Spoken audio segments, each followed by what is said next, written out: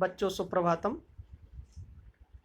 आज हम कक्षा सप्तम प्रथमः पाठः सुभाषितानि को पढ़ेंगे। आप सब बच्चे ध्यानपूर्वक एक एक शब्द का अर्थ समझेंगे, तब इस पूरे श्लोक का जितने भी श्लोक हैं उनका अर्थ देखेंगे। मुझे आशा ही नहीं अपितु पूर्ण विश्वास है कि जिस तरह से मैं आपको इनका अर्थ समझा रहा हूँ, आप सब लोग अच्छी तरह से समझ पाएंगे। बच्चों, सुभाषितानि शब्द आपके लिए प्रथम बार सुनने में आया है, तो सबसे पहले सुभाषितानि का अर्थ आप समझेंगे। बच्चों, सुभाषितानि शब्द सु प्लस भाषितानि दो शब्दों से मिलकर के बना है। सु का अर्थ होता है सुंदर और भाषित का अर्थ होता है वचन, अर्थात इसका अर्थ हुआ अच्छे वचन या सुंदर वचन। हम सबसे पहले पहला श्लोक प्रथम श्लोक को देखते हैं।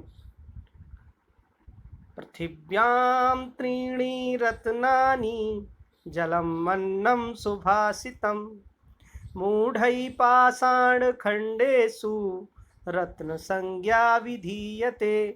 पृथिव्याम अर्थात पृथ्वी पर, त्रीणि अर्थात तीन, रत्नानि माने रत्न, बहुवचन में आ गया रत्न, रत्नम रत्ने रत्नानि। तो इन तीन शब्दों का अर्थ हुआ पृथ्वी पर तीन रत्न हैं। क्या क्या हैं? जलम जल है, अन्न है और अच्छे वचन हैं। सुभाषित माने अच्छे वचन। वस्तुतः पृथ्वी पर ये तीन ही रत्न हैं जिनको हम जल, अन्न और अच्छे वचनों के रूप में जानते हैं। अब देखिए दूसरी लाइन, मूढ़ई। मूढ़ई माने मूर्ख व्यक्तियों के द्वारा, पाषाण माने पत्थर के, खंडेसु माने टुकड़ों को, रत्न संज्ञा माने रत्नों का नाम, और विधीयते माने दिया जाता है। लेकिन मूर्ख लोग जो हैं वो पत्थर के टुकड़ों को, अब यहाँ ये समझने की बात है पत्थर के टुकड़े क्या है। पत्थर के टुकड़े बच्चों इसलिए कहा है क्योंकि जितने भी रत्न हैं वो पत्थर की खानों में से ही निकलते हैं, इसलिए जो रत्न हैं उनको भी यहाँ पत्थर के टुकड़े कहा है। लेकिन मूर्ख व्यक्तियों के द्वारा पत्थर के टुकड़ों को रत्नों का नाम दिया जाता है। रत्न संज्ञा माने रत्नों का नाम, विधीयते माने दिया जाता है। दूसरा श्लोक देखिए, सत्येन धार्यते पृथ्वी, सत्येन धार्यते पृथ्वी, सत्येन तपते रविः, सत्येन वाति वायुश्च, सर्वं सत्ये प्रतिष्ठितम्। सत्येन अर्थात सत्य के द्वारा ही, धार्यते माने धारण की जाती है, स्थित है, पृथ्वी माने पृथ्वी, पृथ्वी सत्य के बल पर ही स्थित है। सत्येन तपते रविः, और सत्य के बल पर ही सूर्य तपता है। सत्येन वाति वायुश्च, सत्य के आधार पर ही वाति माने बहती है, वायु माने हवा, और सत्य के बल पर ही हवा बहती है। सर्वम अर्थात सब कुछ, सत्य माने सत्य में, प्रतिष्ठित माने स्थित है, और सब कुछ सत्य में ही स्थित है। तो बच्चों आप इसका अर्थ समझ गए होंगे। सत्य के बल पर ही पृथ्वी स्थित है, सत्य के बल पर ही सूर्य तपता है, सत्य के बल पर ही हवा बहती है, और सब कुछ सत्य में ही प्रतिष्ठित है। आगे श्लोक देखिए, दाने तपसि शौर्ये च विज्ञाने विनये नये, विस्मयो न हि कर्तव्यो बहुरत्ना वसुंधरा।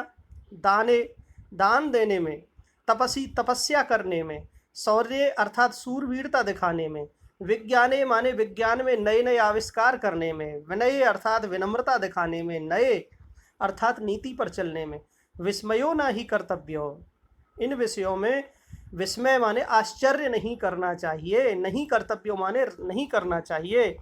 क्या नहीं करना चाहिए? आश्चर्य नहीं करना चाहिए। बहुरत्ना माने बहुत सारे रत्नों को, वसुंधरा माने पृथ्वी, पृथ्वी ऐसे बहुत सारे रत्नों को देती रहती है। अब बच्चों इसका अर्थ समझिए कि ये अर्थ निकला कैसे। यानी कोई आपको दाने माने दान देने वाला दिखाई देता है, तपसी माने तपस्या करने वाला दिखाई देता है, या कोई सूरवीर दिखाई देता है, या कोई वैज्ञानिक दिखाई देता है, या कोई विनम्रता धारण करने वाला सज्जन व्यक्ति दिखाई देता है, या नीति पर चलने वाला कोई महापुरुष दिखाई देता है। तो इन सबों को देखने पर इन सब लोगों को देखने पर आपको विस्मय नहीं करना चाहिए, आश्चर्य नहीं करना चाहिए, क्योंकि ऐसे रत्नों को ये पृथ्वी उत्पन्न करती ही रहती है। बहुरत्ना वसुंधरा, ऐसे बहुत सारे रत्नों को ये पृथ्वी देती ही रहती है। ऐसे लोग पृथ्वी पर पैदा होते ही रहते हैं। आगे वाला श्लोक देखिए, चौथा। इसमें सज्जनों के साथ रहने की बात कही गई है। सद्भिरेव सहासीत सद्भि कुर्वीत संगतिम सद्भिर्विवादम मैत्रीम च ना सद्भि किंचिताचरेत। सद माने सज्जन, सत शब्द है। सत भी एव, सज्जनों के साथ ही, आसीत माने रहना चाहिए, बैठना चाहिए, सद्भि अर्थात सज्जनों के साथ ही, कुर्वीत माने करनी चाहिए, संगति माने संगति, और सज्जनों की ही संगति करनी चाहिए। सद्भिर विवादम मैत्रीम च, सज्जन लोगों से ही मित्रता करनी चाहिए। विवादम माने जरूरत पड़े तो विवाद भी सज्जनों से ही करना चाहिए। विवाद माने झगड़ा। यहाँ झगड़ने के लिए ये श्लोक नहीं कह रहा है कि अगर झगड़ना भी पड़े तो भी सज्जनों से ही झगड़ना चाहिए। विवाद और मैत्री सज्जनों के साथ में ही करनी चाहिए। ना सद्भि अर्थात बिना सज्जनों के न किंचित आचरेत, कुछ भी नहीं करना चाहिए। जो कुछ करना है वो सज्जनों से ही करना चाहिए, बिना सज्जनों के साथ कुछ भी नहीं करना चाहिए। आगे देखिए, धन धान्य प्रयोगेषु विद्याया संग्रहेषु च आहारे व्यवहारे च त्यक्त लज्जः सुखी भवेत्। धन धान्य प्रयोगेषु, धन और धान्य के प्रयोग में, in very exchange of money, पैसे के लेन देन में, विद्याया संग्रहेषु च, और विद्या के संग्रह करने में, विद्या पढ़ने में, आहारे भोजन करने में, व्यवहारे व्यवहार रखने में, in very exchange of ideas, व्यवहारे माने विचारों का आदान प्रदान रखने में, आमद रफत रखने में, त्यक्त लज्जह लज्जा को त्याग करके सुखी भवेत, सुखी हो जाना चाहिए। यानी इन सारे कार्यों में हमें किसी भी प्रकार की लज्जा या शर्म नहीं करनी चाहिए। आगे वाला श्लोक देखते हैं। क्षमावसी कृतिर्लोके क्षमावसी कृतिर्लोके क्षमया किम न साध्यते शांति खड्ग करे यस्य किम करिष्यति दुर्जनः। शांति खड्ग करे यस्य किम करिष्यति दुर्जन। इसमें क्षमा के विषय में बहुत महत्वपूर्ण बात बताई है।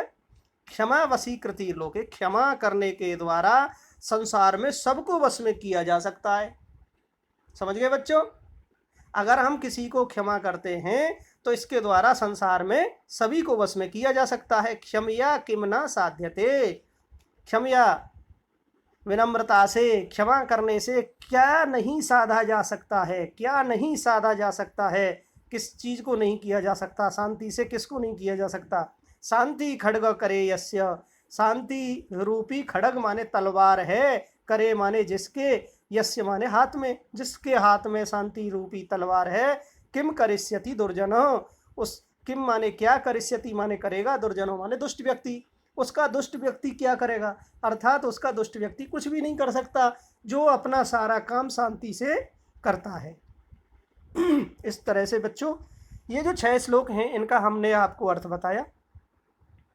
आपने इन सब श्लोकों को बड़े ध्यान से सुना है और इनका अर्थ समझा होगा। आशा ही नहीं, अभी तो पूर्ण विश्वास है कि आप अच्छी तरह से इसको समझ गए होंगे। धन्यवाद। जय तु भारतम, जय तु संस्कृतम।